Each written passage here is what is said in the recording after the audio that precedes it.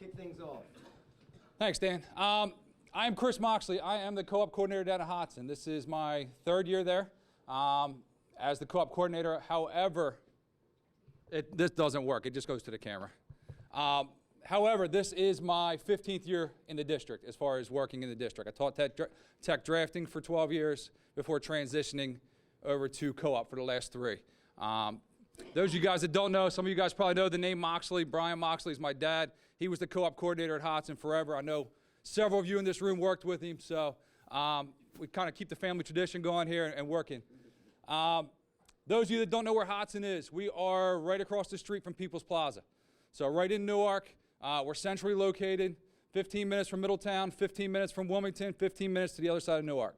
So we cover Newcastle County very quickly. We have students working up and down throughout the county. We have 16 career areas there. Our 6 career areas that probably mostly relate to who is here tonight are carpentry, electrical, masonry, plumbing, millwright. Millwright is a program that's unique to our school, so is masonry, and then we also have technical drafting. So with that being said, we do have a quick video of a student, one of our student testimonials we'd like to show you, and then we'll kind of go from there. Hi, my name is Ryan Feinsilver. I'm a carpentry senior at St. George's Technical High School, and I think that the co-op program is an amazing way to get more experience in your field of work. Because not only can you make money, you could also get credit towards your graduation. And you can learn so much from being in the work field, and when you graduate, you can take that knowledge with you, and you can use it later in life. Now, my experience in the construction field with co-oping has opened up many different opportunities for me to learn more about my trade. And overall, if you have the ability to co-op, it is a great experience to be a part of. Good afternoon, everyone. My name is Ashley Jackson. I'm the co-op coordinator for St. George's Technical High School. I've been the co-op coordinator. This is my 2nd year. However, this is my 8th year in the district. Prior to being the co-op coordinator, I was the legal support services instructor at Howard. So St. George's has the unique sort of location. We are in the heart of Middletown, which allows our students to co-op in 2 counties, Kent County as well as Newcastle County, because we're so further down south. We have 16 career areas, and 5 of those are in the construction trades. And we also have some other career areas that I've listed that might be relevant to your company. If you have any questions or anything, I will be here later tonight to answer them. If you want to become a part of our program, become partners, please feel free to contact me. Thank you. Hello, everyone. My name is Marina Pini. I am the co-op coordinator at Howard High School of Technology in the city of Wilmington. I have been with the district for 16 years. Prior to that, I was the cosmetology instructor for 10 years. I've been the coordinator for almost 7 now. And like our sister schools, we have 14 career pathways. We have carpentry, electrical. We have 2 of our instructors here tonight, Paul Hune, Paul, raise your hand, and Mr. Maxwell, the carpentry and the electrical career teachers. They also teach adult ed. They teach the apprenticeship program at night as well. So if you're ever interested in coming to see Howard, all the beautiful historic changes, or you want to just talk to our kids, or if you'd like to speak, we would love to have you. Come, we'll give you a tour, and hopefully we'll get to see you soon. Thank you. All right, so I already introduced myself, Dan Boone, co-op coordinator here at Del Castle. Del Castle is lucky in the sense that we're the largest vocational school in the state of Delaware. So there are 6 vocational schools in Delaware, 1 in Sussex County, 1 in Kent County, 4 in Newcastle. We house about 1,700 students, give or take, roughly. 24 different career programs, and 6 of those are directly related, 7 of those are directly related to construction. We have a number of other ones. I encourage you to think outside the box a little bit. We have a business tech program, automated systems. We have different opportunities there as well. So keep that in mind. We do have a large number of bilingual English and Spanish speaking students. About 43% of our population here is Hispanic Latino. So I think that's a great selling point for our industry. Give that some consideration if you're looking for a young entry-level worker to come out and be a part of your business that maybe speaks several languages and can relate to a larger portion of the workforce. That's a great opportunity there as well. We do have one more video right here. So this is a current co-op student that attends Del Castle in our tech drafting program. Hi, my name is Denasia and I'm a senior at Del Castle Technical High School. I am part of the co-op program at Del Castle. My shop is currently tech drafting, and through the co-op program I was able to receive a job through my career area. I currently work at network flooring in the estimating department. Wonderful opportunity. I think it's a great experience. I learned a lot. I was able to grow in my skills and learn how to handle a work environment. I've also been able to receive a full-time job offer at this job, so I really appreciate it. I think it's a wonderful opportunity for students to learn about the workforce and get good experiences. So, yeah, thank you. So this slide goes ahead and depicts each of our schools. So you have Howard, St. George's, Hodson, and Del Castle. And you can see by the logos which schools have various different programs. So, you know, if you are primarily looking for carpentry help, you can kind of take a look at this slide and see which schools you may want to target or contact for that particular trade or industry. We'll be happy to send out this slide as well to the membership following this meeting. So basically for co-op, the goals and purposes, our goal is to provide all our students with 21st century employability skills training from our career areas. And they basically, it's an extension of their classroom. So what I mean by that is they're receiving vocational credits for your business, with your businesses. So that's how they pick up their extra credits. Most career areas, they teach the 21st century skills and employability, but they also teach basic, a lot of it is basic, and the upscale and the higher level comes from you. They're going to learn everything through you. They're going to see things they've never seen before through you, and that's, you know, the value in that. Also, hiring a co-op student helps manage your workload, and it gives the students an ability to learn about your trade, see what you do, and basically learn from you. I have a quick question. Yes. What grade level students participate in the co-op? Like, and it's a requirement, correct? It's not a requirement. It is, it's an option, but most of our students want to participate. It's usually juniors and seniors. Now we just started working with juniors to get the juniors ready, working on resumes, working on things like that, getting them employable, because we are talking about students. So we're a liaison for you. So what we do is we prep the student. You know, we help them. This is what you need, this is what you expect, this is what your employer expects. You need to do this, A, B, C, and D. We help them with onboarding if necessary. So we're kind of like a liaison behind the scene. The career teachers give us a list of who is employable, who is ready to work, because you're all business people. We want to make sure we have the right fit. We won't send you someone you need to babysit. We'll send you someone who's ready and wants to work with you. So we heard a lot about from the students as far as like how co-op benefits them. So I'm going to talk about how co-op can benefit your company. And really it's a win-win situation for both the employer and the employee. So there are a lot of benefits, but the main three that I'm going to talk about are recruitment, productivity, and positive energy. So co-op employers have the unique ability to be able to kind of home grow their full-time employers or employees. So for instance, so you have a co-op student, you're able to take them on co-op, you're able to kind of instill your company values, your company culture, your expectations, and kind of build good habits into the students, and then you can bring them on as a full-time employee. Also, co-op employers have the unique ability to have us. So you have the co-op coordinators, you have the CTE instructors. So if you're having any kind of issue with the student, you can fall back on us. Like Ms. Peeney said, we are your liaison. I tell my students I'm your HR rep. So if there's an issue, you come to me for it. Also, we have the inside knowledge.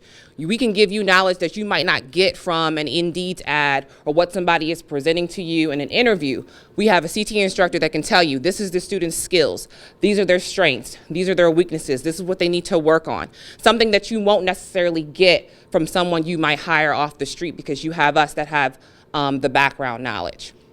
So next, with productivity, We have co-op students who are going to come in doing entry-level activities, low-level skills, low-level activities. So that frees up your full-time employers to do other high-level things. So you have your co-op students take on the lower-level stuff so that your full-time employers can really do what you need them to do.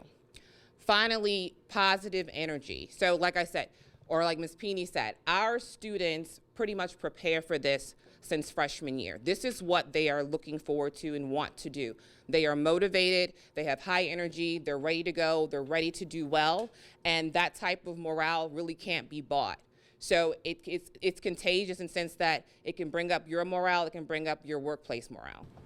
So scheduling, it's important, right? We want to know what availability do you have for the students. We have a couple different schedules. The one that probably fits most in this room is our 2-week schedule. Our 2-week schedule, the student will work for you for 2 weeks at a time from open to close. So if you start at 7, they start at 7. If you finish at 5, they finish at 5 for those 2 weeks. They work those 2 weeks, and then they alternate and go back into school for 2 weeks. Ideally, if we have students on 2-week schedule, we get you 2 students. So you always have somebody. We put them on opposite schedules for you, and that way you always have somebody back and forth, and you have somebody to fill that spot throughout the year. The other schedules we have are half-day schedules. So most of our students, maybe not in the construction trades, will come to school for periods 1, 2, 3, 4. So at our school, and it does vary a little bit by school as far as times go, but at our school, our seniors tend to get out at 11:17. So if they're going to work for half a day, they come to school till 11:17, and then they sign out and go to work for the rest of the day. Those hours can be the rest of the afternoon. Some of our students work nights. Some of our students work weekends. So whatever fits best for the company, whatever your need is, we try to work with you to make sure that it fits the student as well. And then we also have a combination. Some employers have a ton of work and they need the student as much as possible. So we let them go work for the 2 weeks, and then the 2 weeks that they're in school, we get them in school, get all their academic classes done, and then when they have their career area in the afternoon, we let them go ahead and rotate back out as well. So we work it out based on what your need is. Timing. Perfect timing right now. We are currently looking, I know there was a question earlier, what grades are we putting out? We're looking right now to put juniors out. So we've already started the process. Employers are calling. We're setting up interviews. We're setting up class presentations. We're trying to get the ball rolling so that as soon as June 8th hits, the last day of school, students are working June 9th. Our goal is to get them set up, ready to go. Half-day students can start now. So we can get them going now. So we can get them through their academic classes for the day.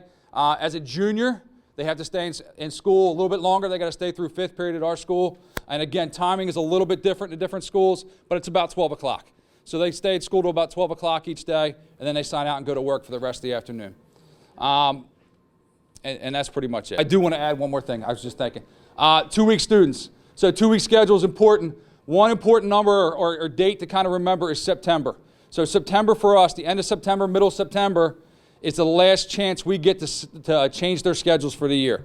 So if we don't have students on a 2-week schedule by September, then they're stuck in a half day, not stuck, but they're in a full schedule for the rest of the year. We're unable to put them in. So summertime's ideal. You know, as we're getting things going here, summertime, you get a chance to really see what they're about over the summer, but by the end of September, middle of September, really that's our cutoff date for switching schedule.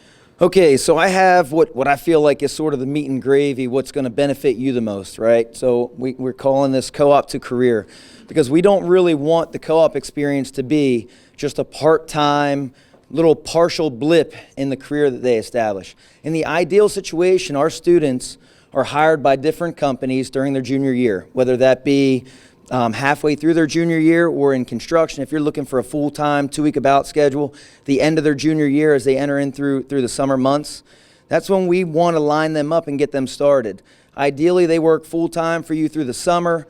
We put them on whatever co-op schedule works for you, 2-week about or half day during their senior year.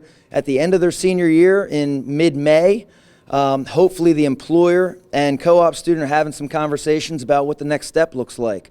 If it's been a positive experience for both sides, then hopefully there's a full-time offer, an extended offer to that student beyond the co-op experience.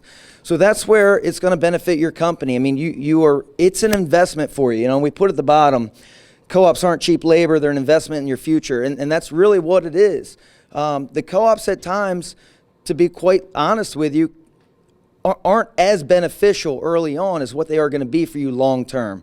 You're home growing them. They still require a level of training, of oversight, of supervision. They're going to make mistakes. You're going to have patience with them, but they're an investment in your future to grow your workforce long term. I kind of took 3 different categories here that I feel in working with different employers are the most beneficial for having retention through the co-op program. So, and I think one sort of leads to the next.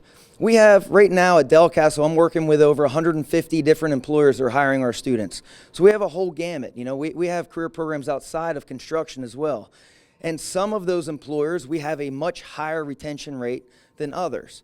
We're no different than any other school in the type of student that we get. Our students aren't any different than the ones at Appoquinimink or William Penn, except for the fact that they already know that they have an interest in your industry, in your trade, in your career. So they want to take that next step and they want to get a leg up on their competition. They want to get some further training. But they're still young, they're still inexperienced, there's still a big generational difference from, you know, when I was coming through the masonry industry to where our students are right now. The big thing with students today, and I hear it all the time, is I can't believe they're not further along than they are right now. But you have to take a look at how society has changed recently in terms of, think about even mowing lawn. 20 years ago, everybody did everything for themselves. If you needed to do a repair around your house, you did it. And then you grabbed Johnny Jr. and you brought him over and he held the flashlight for you. And he handed you tools and did all those things. Today, even cutting your grass, people hire somebody to come in and do it. Kids aren't exposed before they get to us with mechanics, with hands-on type of experiences. So when we get them, they don't know how to read a tape measure. They don't know anything at all about the trade that they have, except that they have an interest in it. And it's our job then to try to take that interest and continue to grow it and keep them within that trade. And it doesn't just end with us when we send them out to co-op. So when they come to you, there's really 3 things that I think are probably the most crucial to success and retention through the co-op program. And the first is your onboarding process. What's frustrating for us as co-op coordinators and for our students and our instructors is the company who goes, hey, just show up on Monday, meet Johnny, jump in the truck, and he'll get you started, tell you everything he needs. The kid doesn't know what he's being paid. He doesn't know who Johnny is, what he looks like, doesn't know what to wear, doesn't know what tools he needs to bring, has no idea if he's traveling from one job site to the next throughout the day, if he needs his own transportation throughout the day, if he's riding in a company vehicle. What are your safety policies? Who does he report to? If something happens, there's an emergency, he needs to call out. All of those things I would hope would be covered in depth in an onboarding process. Lay out what your expectations are for that co-op student. Okay, what is their job description? What is their role for you? Chain of command, who do they report to? Do you prefer a text message if there's an emergency and they have to call out, or a phone call? Do they call the office supervisor? And who is that person? Communication's the key, and 17-year-olds are terrible at it. So it's something that we drill into them, we beat into them. Every time I talk to them, I'm like, just tell me what's going on, and I can work with you, I can help you. But it's a continual process. Call out safety. You know, safety is number 1 for us, and we're not perfect about it. You know, you can walk into our shops along the way and you see a kid with safety glasses up on his forehead, and we beat it into them, you know, but they still do it. And we know the importance of it, but they're still 17 years old and they're going to make the mistakes. Safety glasses, cell phones, earbuds, those are probably some of the major ticket items that we run into. Call outs. You know, when we have trouble with a co-op, that's usually it falls somewhere along those lines. Motivation, but I think some of these things can fix a lot of those problems ahead of time before we run into them. If you run into a cell phone issue, an earbud issue, a call out, motivation, what are the consequences there? You know, laying that out ahead of time and then having a routine and a plan for dealing with that along the way really kind of sets the tone from day one. Attendance policy, dress and appearance, okay? I had a student just last summer. We take it for granted sometimes. Great job opportunity. He shows up to the interview. He's wearing a pair of jeans that in his mind, you know, they're ripped all down the leg. He paid $80 for these jeans. These are nice pants, you know, and in his mind, that's what he should have worn. But in all reality, it's an interview, and you should have been dressed a little bit differently. And even though we cover that, if we don't tell them right beforehand, they just don't think about it, because we're the only person for some of them that's telling these students this stuff. They're not getting it anywhere else. So, those are things that we cover, but please make sure you're doing it as well. Attitude and motivation, and that's one of the things that I can't affect that. We can teach them safety and skills and technical training and all those things, but I can't teach somebody how to have a good attitude and how to be motivated when they're there. It's really difficult. We work every day on our, what we call employability skills. That's our work ethic, right? We work every day on that, and attitude and motivation is a huge part of that. But us talking to them and then them getting out there and working in the industry are two totally different things. But I think attitude and motivation are directly related to the next two categories. Wages might be number one, might be the most important. I understand their entry level. I understand that they're 17 years old, and I came through School of Hard Knocks, through masonry, and it's a tough industry, and I was taught the hard way. Like, you either figure it out or you pack your bags and you move on. But there's nobody behind these kids. So if we can't take somebody who is interested in the trade and find a way to motivate them and keep them in, even if that deals with wages, there's nobody lined up behind them to replace them, okay? We've heard, oh, this company gets all the good ones or that company gets all the good ones all the time, and the reality is there's certain companies that come to us early on, and these are the three categories they're hitting. The students come back, they talk to each other. They say, man, I'm making this or I'm making that, and this kid goes, I'm only making $11 an hour. And they go, oh, next thing you know, the junior class, none of them want to work for that company anymore. So then that company just gets kind of whatever's left over at the end.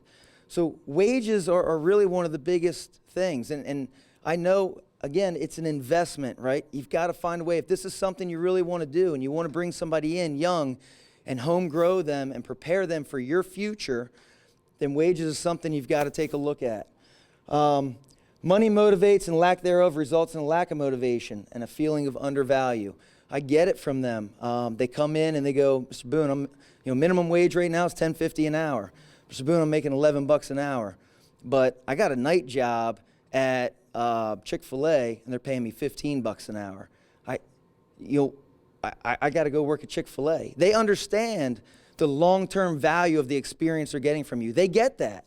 It makes sense. They can rattle it all off to you. I understand. I'm getting experience. It's going to open doors. I can move up the ladder. My $15 at Chick-fil-A never changes. They know that. But for a 17-year-old, think back to when you were 17 years old and what motivated you.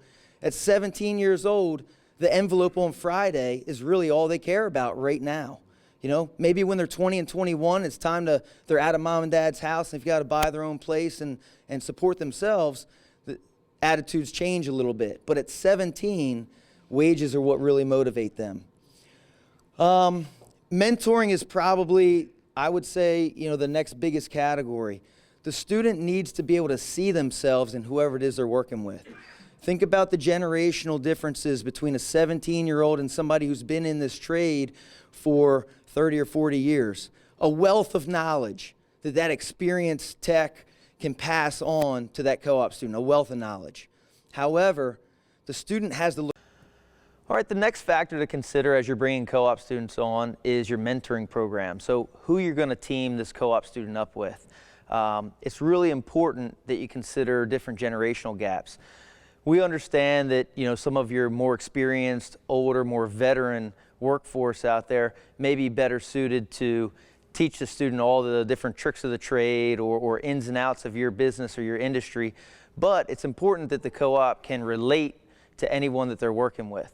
If you put them out there with somebody who grew up through the School of Hard Knocks and I put in my dues and you got to put in yours as well, the reality is you're just going to run the co-op student out of the industry altogether. Not just your company, but they're going to find a completely different career path. So you want to try to find somebody who's maybe a little bit younger, closer in age, someone that the co-op can relate to. They can see themselves in that person's shoes. They can develop a rapport. Conversation can be had, throughout the the day while they're at work, and the co-op looks forward to going to work and working with that person, and wants to please them and make them happy. Turns into a bit of a role model for them. It goes a long way, along with your onboarding process, the wages that they're being paid, for that co-op to really be able to relate to the person they're working with day in and day out. It's important that the mentor, the tech, has patience. For a lot of our co-ops, this is the first job that they've ever had. Guaranteed that they're going to make mistakes out there on the job. They're going to ruin material. Things are going to have to go back and be redone. If they have the mentality where they're taking them under their wing, they're coaching them up, they're schooling them, they're bringing them along, they're grooming them, it's important that they have patience throughout that process and can understand the mistakes are going to be made, and we can work through those, and it's just part of the process. Also an evaluation process, and we're not just talking about what we related to earlier as our co-op evaluation, but an internal evaluation process within your organization. If the co-op comes in and the summer before their senior year, and they work that summer, and then throughout their senior year, and there's no check-ins along the way, they just feel undervalued, But if you have a set system in place that, hey, every 3 months, we're going to sit down and meet, we're going to talk about how things have been going, where you're at, even a step increment in raises, where they can be evaluated for 50 cents or $1 an hour raise along the way. Again, it shows that the co-op is valued. They see a future. They see a progression throughout the ranks within your organization, and it goes a long way for them to, again, feel like a part of the team, feel value, and see themselves with you long term.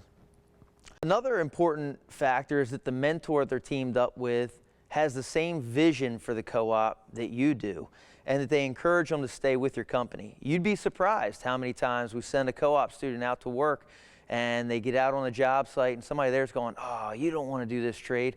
Go to college. You need to find someplace else to go. You don't want to be here long term. That's damage that we can't undo. There's nothing I can say to that co-op student at that point that's going to encourage them to not only stay with your company, but stay in that trade.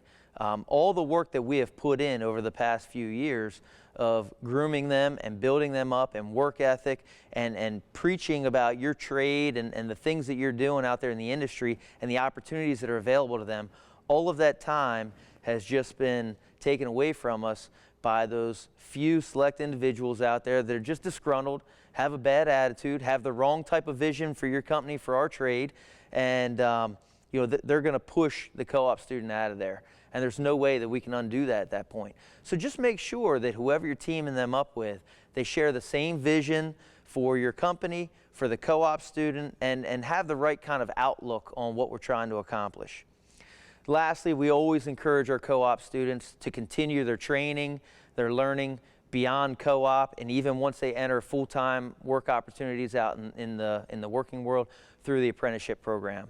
Whether that's an internal apprenticeship program that you have, whether it's our adult ed division program that we host here through Newcastle County VOTEC, we just feel that it's important that their learning doesn't end there, and that while they're out applying their skills, they're continuing to get structured learning and training along the way. The next thing I'll talk about is how do we get started from here? Okay, you've heard the co-op process, and hopefully at this point you're interested and you'd like to jump in and get involved. So what do you need to do from here? The first thing would be to contact the co-op coordinators at whatever schools for whatever programs you might be interested in. Okay, some of our schools host the same programs. Some of our schools may be the only school, for example, welding or masonry. Masonry is only hosted at Hodson. Welding is only hosted at Del Castle. So you'd have to link up with the appropriate co-op coordinator pertaining to that training program.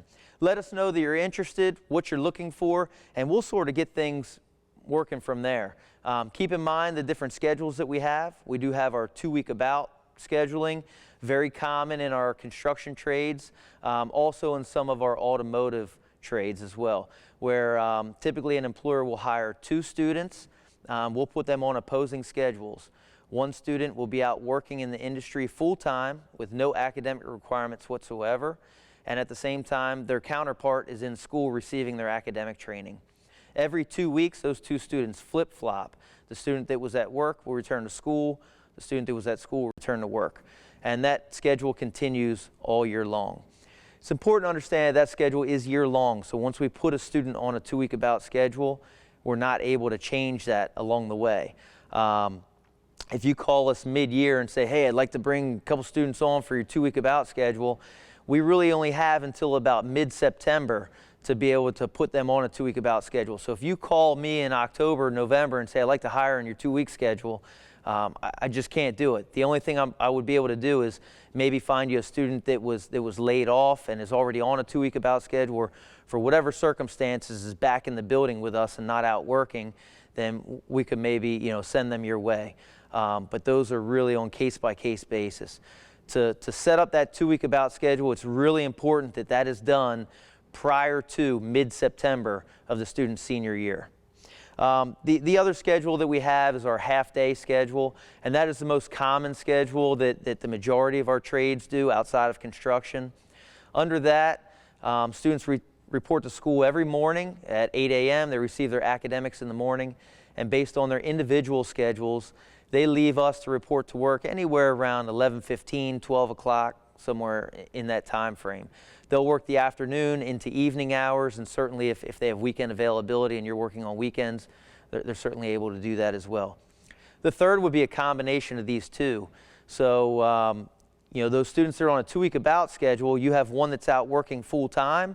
While their counterpart is in school, they receive their academics in the morning, and then in the afternoon, they would report to their career area for additional training. Those students are eligible to sign out again, 11:15, 12 o'clock. It's usually about 12 o'clock. They can sign out of school and they can report to work, and they can work the afternoon and evening hours if you have hours that run that late in the day. Paperwork that we require is if they're under the age of 18, we do provide a Delaware work permit, and we also have a very simple co-op training agreement. All 4 schools within our district share a similar form. The only thing different on it is just the school name and contact information at the top of the form. It just has some really basic demographic information. On the front side is the student's information. We flip it over on the back side, and you'll find a section for the employer that asks for the employer's name, a supervisor's name, contact number, what type of equipment is the student going to be running, a rough schedule. We realize that could fluctuate along the way, so we don't hold that, write that in stone or anything, but a rough schedule, email address, just some basic contact information. The employer would sign it, the student would sign it, a parent guardian, our career area teacher, and lastly it would come to the co-op coordinators for our signature and approval. And once we have the paperwork on file, that student is eligible at that time to go ahead and begin work. Key employer responsibilities. Of course, the students have to be paid at least minimum wage. And we talked about wages earlier. I would not recommend minimum wage for our students. They do come out with some training. I would encourage you to try to stretch that beyond there and boost that up. Again, if we're thinking long-term and retention and motivating a student, wages are a key part of doing that. But at a minimum, they have to be paid minimum wage. We have to have the appropriate paperwork on file. Every 8 weeks, we do require an evaluation form to be filled out. The evaluation form is 10 categories, really just work ethic categories, things like attendance, quality of work, quantity of work, communication skills, potential, things along those lines. The student would present that to their direct supervisor. The supervisor rates them on a scale of 0 to 10, 10 being the best, for a grand total of 100 points that they could earn there. And that's really how we give them a grade in their career areas here at school for the work that they're doing out in the field for you. So every 8 weeks, we do ask that their supervisor fill out that evaluation form, and it be returned to the co-op coordinators. Co-op coordinators also do periodic site visits. A lot of times we'll check in ahead of time. Hey, I'd like to swing by. Just want to see where you're going to be working at tomorrow. If I could swing by, just chat with the supervisor. That evaluation is a pretty basic form. We don't get a lot of feedback there, and it's nice for us to have some interaction along the way. What are they doing well? What areas could we improve on? What are some skills that maybe they're lacking that we need to focus a little bit more on in school through our training before we send them out to co-op? So it's good for us to get that feedback. And of course, we like to take a couple pictures and promote that out on social media, both for your business, your company, and also for our co-op program as well. Please keep open communication with the co-op coordinator all along the way. There's nothing worse than there be some frustrations that build up, and we have a lot of influence over the student here in the building. You know, if maybe they're showing up late, or we've had some call outs where the phone becomes a problem, you know, those are some issues we run into along the way. But we have some influence over them here in the building where we can connect with them and hopefully reel them back in and get them refocused for you and get them back on track before that builds to the point of, you know, in worst case scenario, termination. Unfortunately, that does happen from time to time. We try to do everything we can to avoid it. But if you maintain open communication with the co-op coordinator along the way, a lot of times we can help through that process and hopefully salvage that relationship and that opportunity where we can get them back on track and in the end have a successful co-op opportunity. And lastly, of course, we got to follow all Department of Labor child laws and enforcement, just the same as if you were hiring anyone else to come in that weren't enrolled in a co-op program. It is important to note, for those students that are under the age of 18, there are some restrictions on some different hazardous duties in the workplace. For example, a minor under the age of 18 cannot legally operate a circular saw. However, through child labor laws, the very last paragraph in all of those restrictions is an exclusion for any student that is enrolled in a formal training program. And that's exactly what we're doing here with our co-op program, is we have a formal training program. So that 17-year-old that would normally have some workplace limitations, they're excluded from that through Delaware child labor laws based on our co-op program and that co-op training agreement that we hold on file. So they're able to perform the same job duties as a level 1 apprentice that might be 18 or 19 years old that you would hire off the street. So the last thing we have here is a video of a former graduate of Hodson Votech, came out of our technical drafting program. This is Liam Jordan, and he is currently working for Nickel Electric, and he'd like to tell you about his co-op experience and what it's done for him. Thank you so much. Hi, my name is Liam Jordan, and this is my co-op experience. I started my co-op journey at Hodson Votech in the technical drafting program. In this program, I was able to learn a variety of computer-based drafting skills, such as AutoCAD and Revit. I then used these skills to land a position at Nickel Electrical Companies as their CAD technician. In this position, I was tasked with creating as-built and prefabrication drawings for electrical construction. I continued this position throughout my senior year, working 2 weeks on at Nickel and then going to school for 2 weeks at Hodson. At the conclusion of my senior year, I decided to stay on full-time with Nickel. They offered me to join their state apprenticeship program for the next 4 years to then get my electrical journeyman's license. Fast forward to today, and I am working as the BIM coordinator for Nickel, and I have 4 technicians that work under me.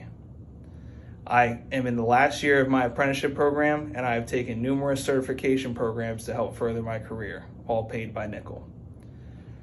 With that being said, I do have to recommend the co-op program for everyone else. I believe we will take questions. Anybody's got questions, we're happy to try answering them for you. Makes it really easy if nobody's hands go up. Yes, sir. Right, so I know it's 2 weeks on, 2 weeks off. Yep. Half days. Is it true that certain schools are starting where they're taking online classes at night and the students went every day to school, or not? None of our schools, no. Okay. Yeah, we're still regular schedule. In person. If the student only had 2 classes his senior year. Is that something that could be? It would probably have to be a special circumstance. Just trying to get them.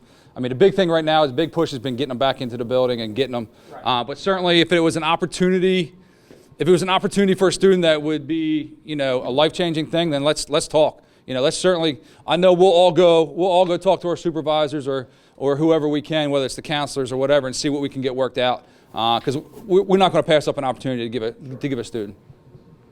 Yes, sir. How's the front end as far as you getting students into the programs? Are you You guys full? As far as numbers go? Yeah. And I'll let each school speak to their numbers, but I will say at Hodson, we're at 225 students working. It's about 90% of the senior class. And really, at this point, I mean, the economy's great right now. So at this point, the students that I have that aren't working are because they don't want to work, they're playing a sport, or don't have transportation. Yeah. Everybody else is out to work. This last 2 years has actually been really good. What I was referring to is, are you getting a lot of kids coming into the programs? Because I know for years, Yeah. the vocational schools were struggling to get people into the program. So we're turning kids away every year. Our application process, we have students coming into the programs every year. Each school has a different selection process, how they eventually get into the career area as a final product. But I know they're highly competitive. I know all of our construction trades at our school and the other schools are extremely competitive. Yeah, our numbers are full. Yes, sir. So how many of the construction trades district-wide? Just the construction trades? Yeah, we're about 15 per class, per grade. And I don't know, I don't even have that. yeah, I don't know. I have 7 programs, just the senior class. Each one of those, a minimum of 15 students in every one of those. Yeah. Electrical trades is a 2-teacher program, so I have about 22 to 25 students in there, just the senior class. And I have a junior and a sophomore class backing that up. Right. I mean, I've got 75 electricians alone in just this building. Yeah. So. And we've got over 100 students in the construction trades as well. The reason I'm asking, and I think Chris is asking that question too, is for years, and I'm going Yeah. way back, there was struggling to get kids in the program, which usually speaks to lesser quality Right. kids coming out of the program. Right. If you have full classes, that means you can be more selective, which means it's probably a better 100%. quality on the other end. 100%. We're very similar to, like, if you were to post something on Indeed, let's say you got 15 applicants, right? 1 or 2 of those are going to be like top notch. You know, our students are the same way in every one of our programs. If I have 15 seniors in the program, 1 or 2 are going to be top notch. And then you've got 12 of them that are average, mediocre workers, and you have 1 or 2 at the bottom that are just absolute duds. The problem is, I never get one employer that calls me and goes, "Send me your worst kid." Everybody wants the cream of the crop, you know? So when they call and they go, "Oh man, I got, like, this kid's okay, but man, I only have 1 or 2 in every program that are that level," and that's human beings, you know. So you got to kind of temper what the expectations are. We try to pass them around, but we also let those kids, let those kids choose their options. So again, that's where those seniors come back and talk to other students. They find out that this employer is really treating them well. They see a future there. They're making good wages right now. The juniors want to go work there. So the cream of the crop wants to go to that company. So you have to find a way to be that cream of the crop for those juniors to want to come to your company. And that's where it really grows and you get really deeply invested in it. Was that